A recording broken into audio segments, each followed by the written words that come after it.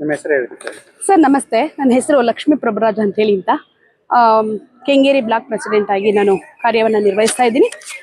ಏನು ಮೊನ್ನೆ ಈಗ ಇತ್ತೀಚಿನ ದಿನಗಳಲ್ಲಿ ನಾವು ಸೋಷಿಯಲ್ ಮೀಡಿಯಾದಲ್ಲಿ ನೋಡ್ತಾ ಇದ್ದೀವಿ, ನಮ್ಮ ರುದ್ರೇಶ್ ಅವರು ನಮ್ಮ ನೆಚ್ಚಿನ ಶಾಸಕರ ಬಗ್ಗೆ ಮಾತಾಡ್ತಾ ಇರುವಂಥ ಮಾತುಗಳನ್ನು ಕೇಳ್ತಾ ಇದ್ದೀವಿ. ನಮ್ಮ ಪ್ರಶ್ನೆಗಳು ಇಷ್ಟೇ ಸರ್. ಇವಾಗ ಇದಕ್ಕೆ ಮುಂಚೆ ನೀವು KRDL ಅಲ್ಲಿ ಅಧ್ಯಕ್ಷರಾಗಿ ಕಾರ್ಯವನ್ನು ನಿರ್ವಹಿಸಿದ್ದೀರಿ ಸರ್. ನೀವು ನಾನು ಒಂದೇ ಪ್ರಶ್ನೆ ಕೇಳಕ್ಕೆ ಇಷ್ಟಪಡ್ತೀನಿ ಸರ್. KRDL ಅಲ್ಲಿ ನೀವು ಅಧ್ಯಕ್ಷರಾಗಿ ಕಾರ್ಯನಿರ್ವಹಿಸ್ತಾ ಇದ್ದೀರಿ. ರೈತರ ಜಮೀನು ಹೋಗಿರೋದು ನೈಸ್ ಕಂಪ್ನಿಗೆ, ಅದರಲ್ಲಿ ನೀವು ಅಧ್ಯಕ್ಷರಾಗಿ ಕೆಲಸ ಮಾಡ್ತಾ ಇದ್ದೀರಿ. ಸಮಸ್ಯೆಗಳು ಏನನ್ನೋದು ನಿಮಗೆ ಗೊತ್ತು. ಅವತ್ತಿನಿಂದ ಇವತ್ತಿನವರೆಗೂ ನೀವೇ ರೈತರ ಸಮಸ್ಯೆಗಳನ್ನ ಬಗೆಹರಿಸ್ಬೋದಾಗಿತ್ತಲ್ವ ಮುಂದೆ ನಿಂತು. ಅವತ್ತಿಲ್ದೇ ಇರೋಂಥ ಮಾತುಕತೆಗಳು ಈಗ ನಮ್ಮ ಶಾಸಕರು ಅದನ್ನ ರೈತರ ಸಮಸ್ಯೆಗಳನ್ನ ಕಲಾಪದಲ್ಲಿ ಇಟ್ಟ ಮೇಲೆ ನೀವು ಏನಕ್ಕೆ ಈ ತರ ಮಾತಾಡ್ತಾ ಇದ್ದೀರಾ? ಇದಕ್ಕೆ ಮುಂಚೆ ಎಲ್ಲಿ ಹೋಗಿತ್ತು ನಿಮ್ಮಿದು? ಇಷ್ಟ ದಿನ ಮಾತಾಡಿ ಇಷ್ಟ ದಿನ ಸಮಸ್ಯೆಗಳನ್ನ ಬಗೆಹರಿಸ್ಬೋದಾಗಿತ್ತಲ್ವಾ? ಚೆಂಡು ನಿಮ್ಮ ಅಂಗಳದಲ್ಲೇ ಇತ್ತು. ಇವಾಗ ಬಿಟ್ಬಿಟ್ಟವರು ನಮ್ಮ ಶಾಸಕರು. ಹೌದು ರೀ, ವಿಧಾನಸಭಾ ಕಲಾಪ ಇರೋದು 6 ತಿಂಗಳಿಗೊಂದ್ಸಲಿ ಕಲಾಪ ಮಾಡೋದು ಏನಕ್ಕೆ ಅಂದ್ರೆ, ಜನರಿಂದ ಆಯ್ಕೆಯಾಗಿ ಹೋಗಿರುವಂತ ಶಾಸಕರುಗಳು ಜನರ ಸಮಸ್ಯೆಗಳನ್ನ ಹೇಳಿ ಅಲ್ಲಿಂದ ಅನುದಾನ ತಂದು ಅಭಿವೃದ್ಧಿಗಳ ಕೆಲಸಗಳನ್ನ ಮಾಡ್ಲಿ ಅನ್ನೋ ಒಂದು ನಿಟ್ಟಿನಡಿಯಲ್ಲಿ ಸರ್ಕಾರ ಪ್ರಜಾಪ್ರಭುತ್ವ 6 ತಿಂಗಳಿಗೊಂದು ಸಲ ಅಧಿವೇಶನವನ್ನ ಕರೆಯುತ್ತೆ, ಕಲಾಪ ಕರೆಯುತ್ತೆ. ಅದರಲ್ಲಿ ಸಮಸ್ಯೆಗಳನ್ನ ಹೇಳ್ಬೇಕು. ನಮ್ಮ ಶಾಸಕರು ಮಾಡಿರೋ ಕೆಲಸನೂ ಅದನ್ನೇ.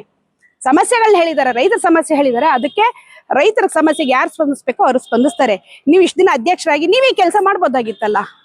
ಇಷ್ಟ ದಿನ ಇಲ್ದಿರೋ ಮಾತು ಈಗೇನಕ್ಕೆ ಮಾತಾಡ್ತಾ ಇದ್ದೀರಿ? ನಿಮ್ ಕೈಲಿ ಮಾಡೋಕ್ಕಾಗುತ್ತಾ? ಮಾಡಿ. ಇಲ್ವಾ? ಶಾಸಕರು ಮಾಡ್ತಾ ಇದ್ದೀರಿ, ಅವ್ರಿಗೆ ಸಪೋರ್ಟ್ ಕೊಡಿ. ಒಂದನೇದು. ಎರಡನೇದು, ಅಧಿಕಾರ ಇದ್ದಾಗ ನೀವು ಒಂದು ದಿನಕ್ಕೂ ಬಂದು ಜನಗಳ ಬಗ್ಗೆ, ರೈತರ ಬಗ್ಗೆ ನೀವೇ ಅಲ್ವಾ ಸ್ವಾಮಿ 6.25 ಲಕ್ಷ ಕೊಡಿಸ್ಬಿಟ್ಟು ಜನಗಳಿಗೆ ನೈಸ್ ಕಂಪ್ನಿಗೆ ಜಾಗ ಕೊಡ್ಸಿರೋದು. ಅವಾಗ ನೀವು ಅಧಿಕಾರದಲ್ಲಿ ಇದ್ದಾಗ ಇನ್ನೂ ಏನೇ ನಿಮ್ಗೆ ಸವಲತ್ತು ಬೇಕು, ನಿಮ್ ಸಮಸ್ಯೆಗಳು ಏನು, ಸರ್ಕಾರದ ಮುಂದೆ ನಾವು ತಗೊಂಡೋಗಿರ್ತೀವಿ, ಯಡಿಯೂರಪ್ಪಾಜಿ ಅಂತೆಲ್ಲ ಮಾತಾಡ್ತಿರಲ್ವ ನೀವು. ಅಲ್ಲಿ ಹೋಗಿ ನಿಂತ್ಕೊಂಡು ನೀವು ಮಾತಾಡಿ ಕೆಲಸ ಮಾಡಿಸ್ಕೊಡ್ಬೋದಾಗಿತ್ತಲ್ವ ನೀವು. ಅವಾಗೆಲ್ಲ ಮಾಡ್ಲಿಲ್ಲ, ಈಗ ಬಂದಿದ್ದೀರಿ. ಇನ್ನೊಂದು ಮಾತು ಹೇಳಿದ್ರಿ ನೀವು, ಸ್ಥಳೀಯರು ನೀವು ST ಸೋಮಶೇಖರ್ ಅವ್ರು ಎಲ್ಲಿಯವರು ಅಂತ ಹೇಳಿ ಕೇಳಿದ್ರು.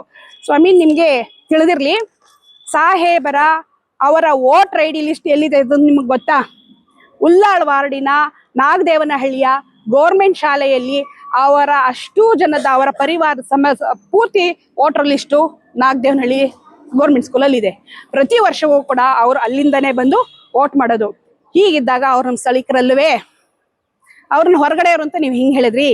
ದಯವಿಟ್ಟು ಕರೆಕ್ಟಾಗಿ ಮಾಹಿತಿನ ತಿಳ್ಕೊಳ್ಳಿ. ಮಾಹಿತಿನ ತಿಳ್ಕೊಂಡು ಮಾತಾಡೋದನ್ನ ಕಲೀರಿ. ರೈತರಿಗೆ ನಾನು 6.25 ಲಕ್ಷ ಕೊಡಿಸ್ದೆ 6.25 ಲಕ್ಷ ಕೊಡಿಸ್ದೆ ಅಂತ ಹೇಳ್ತಿರಲ್ಲ, 1 ಎಕರೆ ಹೋಗಿರೋರಿಗೆ 1.5 ಗುಂಟೆ ಜಮೀನು ಕೊಡಿಸ್ಬೇಕು ಅನ್ನೋದು ರೂಲ್ಸ್ ಇರೋದು. ನೀವು 6.25 ಲಕ್ಷ ಏನೋ ಕೊಟ್ಬಿಟ್ಟು ಅವ್ರಿಗೆ ದುಡ್ಡು ಕೊಡಿಸಿದೀವಿ ಅಂತ ನೀವು ಹೇಳ್ತಿದ್ದೀರಿ. ಆಯ್ತು, ಅಷ್ಟಕ್ಕೆ ಸಾಕಾಗೋಯ್ತಾ? 6.25 ಲಕ್ಷ ಇವತ್ತಿನ ಕಾಲದಲ್ಲಿ ಸ್ವಾಮಿ ಕೂತ್ ತಿಂದ್ರೆ ಕುಡಿಕೆ ಹೊನ್ನು ಸಾಲದು ಅಂತ ಹೇಳ್ತಾರೆ. 6.25 ಲಕ್ಷ ಎಷ್ಟು ದಿನ, ಎಷ್ಟು ತಿಂಗಳು, ಎಷ್ಟು ವರ್ಷ ಬರ್ಬೋದು? ಅದರ ಹೊರತಾಗ ಅವ್ರಿಗೆ ಏನಾದ್ರು ಒಂದೊಂದು ಕಾಯಂ ಕೆಲಸ ಕೊಡಿಸೋಂಥದ್ದು ಮಾಡಿದ್ರ ನೀವು? ಇವತ್ತು ಬನ್ನಿ, ವರಹಾಸಂದ್ರ, ಕೋಡಿಪಾಳ್ಯ, ಎನ್ಗೇಪುರ, ಗೊಲ್ಲಹಳ್ಳಿ, ಗೋಣಿಪುರ ಇದರಲ್ಲಿ ಇರೋಂಥ ರೈತರುಗಳು, ಜಮೀನ್ ಮಾರ್ಕೊಂಡಿರೋಂಥ ರೈತರುಗಳು ನಾವೇ ಖುದ್ದು ನಮ್ಮ ಕಣ್ಣಾರೆ ನೋಡ್ತೀವಿ. ಟೋಲಲ್ಲಿ ಟಿಕೆಟ್ ಹರಿತಿದ್ದಾರೆ ರೀ, ಟಿಕೆಟ್ ಹರಿತಿದ್ದಾರೆ ತಿಂಗಳ ಸಂಬಳಕ್ಕೆ. ಗಿಡಗಳಿಗೆ ನೀರು ಹಾಕ್ತಿದ್ದಾರೆ. ಇದನ್ನ ಮಾಡಕ್ಕ ಸ್ವಾಮಿ ನೀವು ಅವ್ರ ಜಮೀನನ್ನ ಮಾರಿಸ್ಕೊಟ್ಟಿದ್ದು? ಇವತ್ತು ಅವ್ರು ಆ ಜಮೀನುಗಳನ್ನ ಮಾರಲಿಲ್ಲ ಅಂದಿದ್ರೆ ಕೋಟ್ಯಾಧಿಪತಿಗಳು ರೀ. ಅವ್ರನ್ನ ಬೀದಿಗೆ ತಂದುಬಿಟ್ರಲ್ಲ ನೀವು ರೈತರನ್ನ.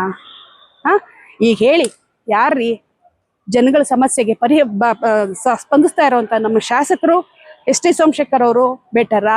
ನೀವು ಇದನ್ನ ಅವ್ರಿಗೆ ಬಾಯಿಗೆ ಬಂದಂಗೆ ಮಾತಾಡ್ತಿರಲ್ಲ. ಯಾವುದೇ ವ್ಯಕ್ತಿ ಆಗಲಿ ನಿಮ್ಗೆ ಇದೆಯಾ ಮಾತಾಡಿ. ಅವ್ರು ಕೇಳ್ತಿರೋದೇನು? ನೈಸ್ ಬಗ್ಗೆ ಹೋಗಿದೆ, ನೈಸ್ ರೋಡ್ಗೆ ರೈತರ ಸಮಸ್ಯೆ ಆಗಿದೆ ಅಂತ. ನೈಸ್ ಅವ್ರು ಮಾತಾಡ್ತಾರೆ, ಶಾಸಕರು, ಸರ್ಕಾರ ಮಾತಾಡುತ್ತೆ. ನೀವೇನು ಮಾತಾಡ್ತಿದ್ದೀರಿ?